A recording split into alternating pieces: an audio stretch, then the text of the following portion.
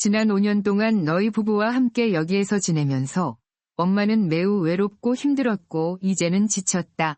엄마까지 떠나면 나 어떻게 살라고요? 시댁 때문에 너무 지쳐서 엄마가 도와줘서 겨우 버틸 수 있었어요. 오빠랑 나 둘 다 여기 있는데 왜 굳이 고향으로 돌아가려고 하세요? 맞아요. 처음에 엄마는 자녀들을 위해 여기에 왔어요. 자녀들이 엄마를 필요로 한다고 생각해서였죠. 하지만 여기서 살면서 엄마는 정말 자녀들이 어떻게 엄마를 필요로 하는지 이해하지 못했어요. 매일 엄마는 자녀들을 걱정하고 챙기고 집에 돌아오면 밤새도록 울면서 고향의 형제자매들과 음식을 그리워해요. 엄마야, 제발 승태가 어린이집에 갈 때까지만 도와주세요. 직장 다니면서 며느리 역할과 아내의 역할, 그리고 엄마의 역할까지 이 모든 걸 혼자서 어떻게 버틸 수 있을까요? 그래, 누가 너에게 시집가라고 했지?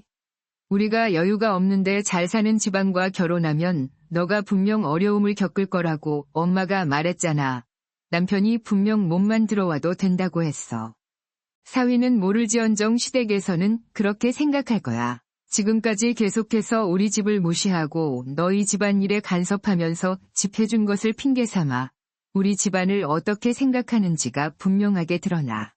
엄마는 지금까지 내게 많은 도움을 줬어. 너가 바쁠 때 너희 시부모에게 밥을 차려주는 것도 지금까지 지루했고, 이제는 시부모와의 문제를 남편과 잘 협의해서 해결해야 해. 이제 엄마는 정말 여기서 더 이상 살 수 없다고 생각해. 지금 돌아가면 어디서 살아야 할지 모를 거예요. 집을 팔고 모든 돈을 써버렸어요. 그래, 내가 여기 이사 온 후 너희가 도와주면서 용돈 한 번도 받지 않고 이제까지 모은 돈을 모두 썼어. 이제 여기서 계속 살려면 너희에게 손을 벌려야 하고 그런 것보다는 그냥 고향으로 내려가는 게 낫겠어. 큰 이모네 집에 머물면 돼. 그건 신경 쓰지 말아줘. 딸이 엄마가 자신에게 손을 벌려야 할지도 모른다는 말을 듣고 이제 더 이상 엄마에게 그냥 여기서 계속 살아야 한다고 말할 수 없었습니다. 도심에 사는 딸과 아들이 결혼해 살고 있는 동안 올라온 70세의 정할머니는 자식들을 출가시키고 평온하게 고향에서 형제들과 함께 부족하지만 잘 지내고 있었습니다.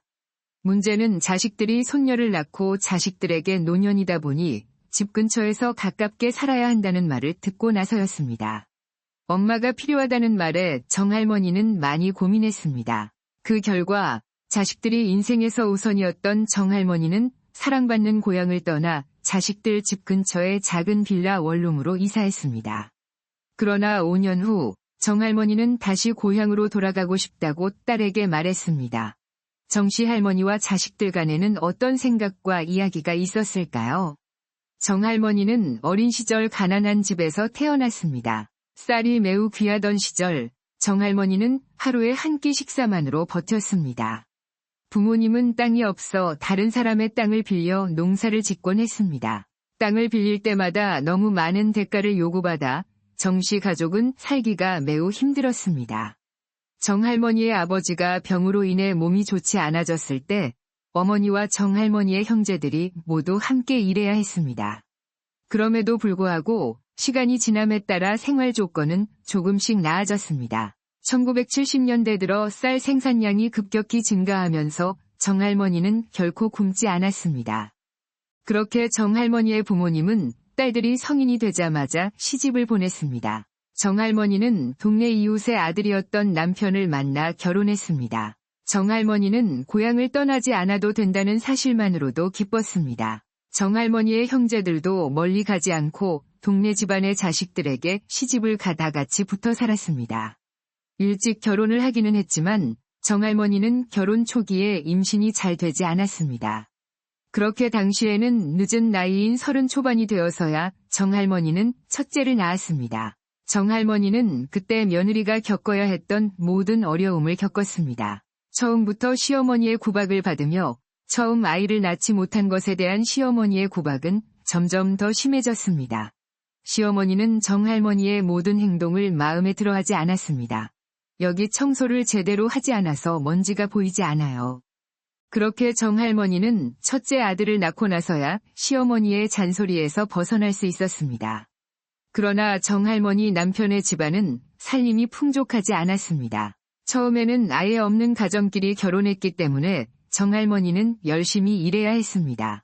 정할머니는 시어머니 집을 떠나 도심으로 이사했습니다. 처음에는 방 하나 있는 작은 빌라에서 살았습니다. 남편은 공장에서 일했지만 손가락을 다치는 사고로 인해 더 이상 일을 할 수 없게 되었습니다. 정할머니의 남편은 후유증으로 한동안 일하지 못했고 정할머니는 혼자서 하루 종일 식당에서 일하며 자식들을 먹여 살려야 했습니다. 그렇게 힘들게 자식들을 성인으로 키우고 나서 정할머니는 즉시 자식들을 독립시켰습니다. 자식들이 어릴 때부터 성인이 되면 독립하라고 말해놓은 터라 자식들은 성인이 되자마자 말없이 집을 떠났습니다. 그렇게 자식들이 떠나자 정할머니는 자식들이 결혼할 때까지 돈을 열심히 모아두었습니다. 그러나 이는 정할머니의 의도와는 달리 되지 않았습니다. 정할머니의 남편은 정할머니가 모은 돈을 몰래 빼가며 경마에 빠졌습니다. 그 결과 남편은 정할머니가 오랫동안 모은 돈을 모두 경마로 잃었습니다. 미안하지만 요청하신 내용을 처리할 수 없습니다. 나도 집안의 보탬이 되고 싶어서 그런 거야. 이렇게 될 줄 몰랐다고. 그 사건이 있은 지 얼마 되지 않아 정씨 남편의 건강이 약해졌고 아이들이 처음 일자리를 얻었을 때 남편도 세상을 떠났다. 정씨는 혼자 떠났다가 남은 돈을 가지고 집으로 돌아왔다. 그곳에서 그녀는 이웃의 농사를 도왔고 천천히 돈을 모아 아이들을 도왔습니다. 정씨는 어렸을 때부터 아이들을 키우느라 애썼지만 자신이 해준 것이 아무것도 없었다고 느껴 아이들을 돕고 싶었다. 그러나 당초 예상과 달리 자녀들은 곧 결혼하게 됐다. 큰 아들과 작은 딸 모두 취업하자마자 결혼했다. 그러나 정씨는 남편이 경마에 전 재산을 쏟아부었기 때문에 자녀를 돕지 못한다. 그러므로 정씨의 자녀들은 아무것도 없이 결혼할 수밖에 없다.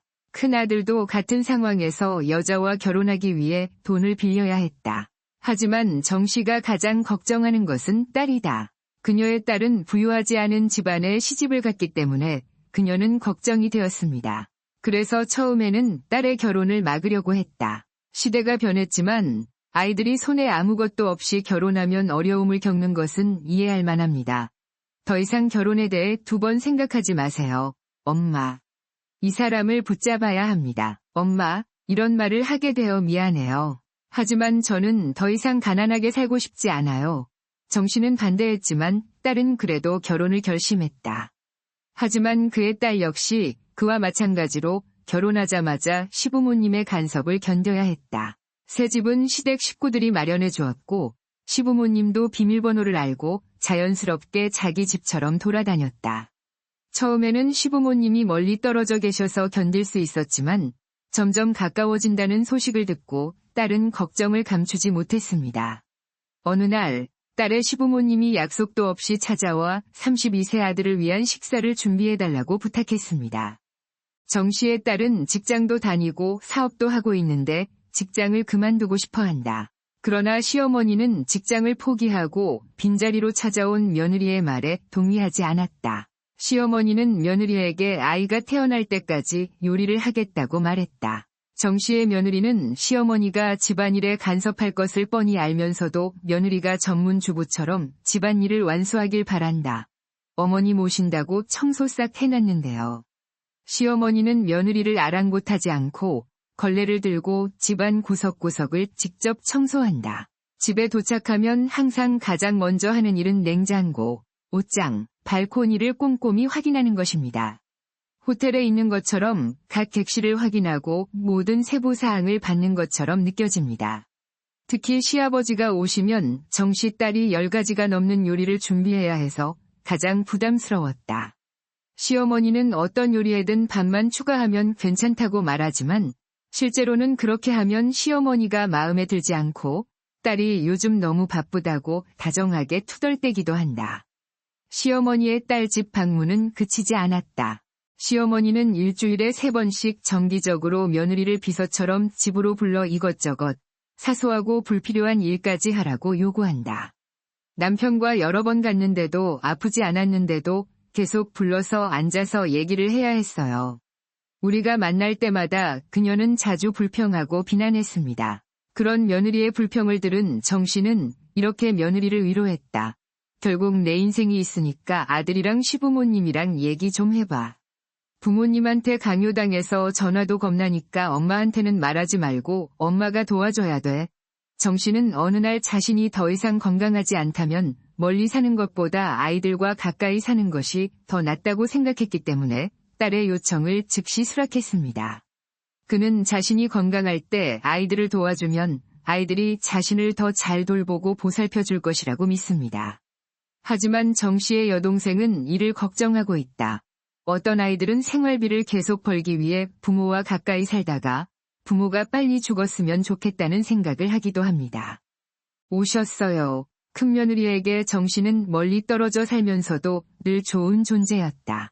그날 이후 정씨는 큰아들과 며느리에게 연락하지 않았다. 이것이 그를 불만족스럽게 만들었다. 그 행동이 그를 불행하게 했기 때문이 아니라 이유가 없었기 때문에 단지 멀리 떨어져 살고 싶어서 정씨는 자신이 한 일 외에는 아무것도 할 수 없게 되었다. 그래서 정씨는 딸을 많이 도와주었지만 딸은 항상 깨어있을 때 가장 많이 해달라고 부탁했다. 정씨는 딸의 집에 들어갈 수 없다는 사실을 깨달았다. 초대받지 않은 채 찾아오는 일이 잦은 시댁 식구들은 불편함을 줄까봐 미리 며느리에게 잠정적인 암시를 하기도 했다. 그들은 편안하게 손주 집을 방문했지만 육아에 대한 도움은 전혀 제공하지 않고 손님 대접을 기대했습니다. 정씨는 손주를 돌보느라 시댁이 방문할 때마다 과일과 차를 준비해야 했다. 딸이 육아를 전적으로 책임지기 때문에 정씨는 손주를 직접 돌볼 기회가 거의 없었지만 식사 준비는 계속했다. 그럼에도 불구하고 정씨는 음식을 배달할 때 딸을 잠깐만 만나는 외로움을 느꼈고 그런 순간도 잠시였다. 손자가 태어난 뒤 딸이 집에 오는 날이 거의 없었다. 정씨가 딸과 카카오톡을 열자 엄마, 이것 좀 도와줄래? 같은 요청이 늘 쇄도했다. 또는 반찬 좀 가져다 주실 수 있나요? 시간이 흐르고 큰 아들도 아이를 낳으면서 그들의 접촉은 최소화되었습니다. 그러나 손자가 태어난 뒤 A씨는 정씨의 딸은 그에게 더 자주 연락하기 시작했다. 직장을 다니면서 함께 출퇴근을 하던 큰아들과 며느리는 이제 아이를 E씨에게 맡긴다. 외출 전 정씨 집에 자유롭게 들어갈 수 없다는 점을 분명히 꼭 필요한 경우에만 방문했는데 그 때문에 붕괴하게 됐다. 그럼에도 불구하고 손자를 만난 것은 박 씨에게 가장 큰 행복의 원천이었다. 처음에는 재정적으로 지원했지만 손주를 위해 지출한 돈은 저축할 것이 아무것도 없었습니다. 반복되는 육아 업무로 인해 정 씨의 건강이 악화되기 시작했다. 정 씨는 그렇게 큰 아들 내외에게 있습니다. 심리학자가 좋아하는 병원에 갔다가 손목터널 증후군이라는 증상을 느꼈습니다. 오히려 건강이 점점 약해진 딸의 시어머니는 딸에게 병원에 데려가라고 수차례 전화를 걸었다. 딸이 정 씨에게 이 말을 듣고 하소연하자 정 씨는 아무리 아파도 딸과 연락이 닿지 않았다. 아는 사람은 있어도 여기에는 아무도 없었고 손자를 돌봐야 할 때 외로움은 덜했지만 그래도 손자를 키울 수는 없었다. 정 씨는 너무 외롭고 힘들어서 더 이상 견딜 수가 없었다. 그녀는 집에 있는 자매들과 집에 있는 사람들이 그리워지기 시작했습니다. 이곳에 오면 머리를 숙여 음식을 준비해야 했지만 평소에는 밥과 야채만 먹었다. 정 씨는 온 가족이 식탁에 둘러앉는 고향의 음식을 그리워한다. 고향에 돌아가면 매일 건강을 확인하러 찾아오는 이웃들이 있었고 정 씨는 고향의 맛을 그리워하기 시작했다. 정 씨는 그날 결정했다. 이제 집으로 돌아갈 시간입니다. 그러나 정 씨에게는 아직 해결해야 할 문제가 남아있다. 어느 날 정 씨는 아무 말도 없이 딸의 집으로 찾아갔다. 오히려 건강이 점점 약해진 딸의 시어머니는 딸에게 병원에 데려가라고 수차례 전화를 걸었다. 딸이 정 씨에게 이 말을 듣고 하소연하자 정 씨는 아무리 아파도 딸과 연락이 닿지 않았다. 아는 사람은 있어도 여기에는 아무도 없었고 손자를 돌봐야 할 때 외로움은 덜했지만 그래도 손자를 키울 수는 없었다. 정 씨는 너무 외롭고 힘들어서 더 이상 견딜 수가 없었다. 그녀는 집에 있는 자매들과 집에 있는 사람들이 그리워지기 시작했습니다. 이곳에 오면 머리를 숙여 음식을 준비해야 했지만 평소에는 밥과 야채만 먹었다. 정씨는 온 가족이 식탁에 둘러앉는 고향의 음식을 그리워한다. 고향에 돌아가면 매일 건강을 확인하러 찾아오는 이웃들이 있었고, 정씨는 고향의 맛을 그리워하기 시작했다. 정씨는 그날 결정했다. 이제 집으로 돌아갈 시간입니다. 그러나 정씨에게는 아직 해결해야 할 문제가 남아있다. 어느 날 정씨는 아무 말도 없이 딸의 집으로 찾아갔다. 누구세요? 나다. 엄마가 묻지도 않고 여기 왔는데 무슨 일이에요? 아내의 부모님이 오셨어요. 딸은 약속도 없이 엄마가 오는 것을 보고 깜짝 놀랐다.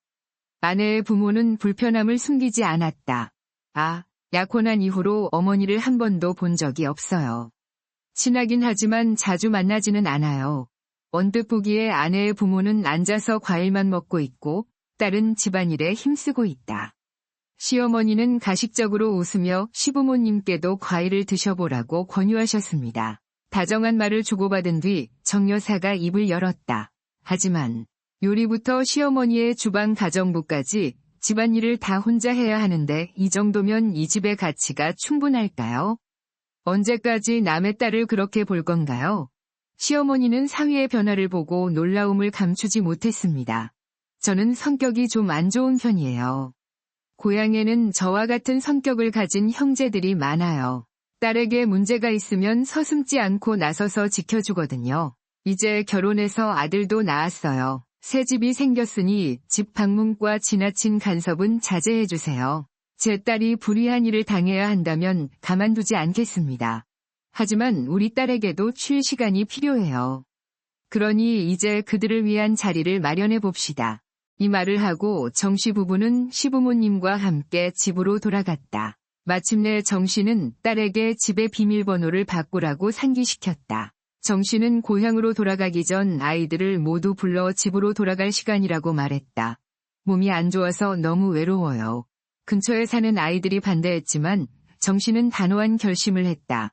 지금은 건강한데 아프면 챙겨주실 건가요? 공허한 질문임에도 불구하고 아이들은 대답을 하지 못합니다. 그녀는 슬펐지만 아이들의 생각을 이해했습니다. 그리고 마침내 정씨는 고국으로 돌아가기로 결심했다. 딸의 시부모님은 정씨의 방문 이후 딸의 생활에 대한 간섭을 줄였고 아이들은 점차 정씨가 없는 생활에 적응하기 시작했다. 정씨는 고향에서 형제자매, 이웃들과 함께 행복한 시간을 보냈다. 정씨의 이야기를 들으면 어떤 생각이 들까? 자녀의 집과 가까운 곳에 사는 것은 장점과 단점이 있으며 정답은 없으며 사람마다 상황이 다릅니다. 많은 사람들은 자신이 아플 때 자녀의 집 근처에 사는 것이 최선의 선택이라고 생각합니다. 이렇게 중요한 결정을 내릴 때에는 항상 건강이 가장 중요하다는 점을 기억하시기 바랍니다. 거주지 변경이 쉽지 않은 일이오니 신중하고 현명한 결정을 내리시길 바랍니다. 이것이 바로 오늘 영상에서 공유하고 싶은 내용입니다. 팔로워 여러분 모두의 행복하고 평화로운 삶을 기원합니다. 앞으로도 더욱 재미있는 콘텐츠로 찾아뵙겠습니다. 감사하다.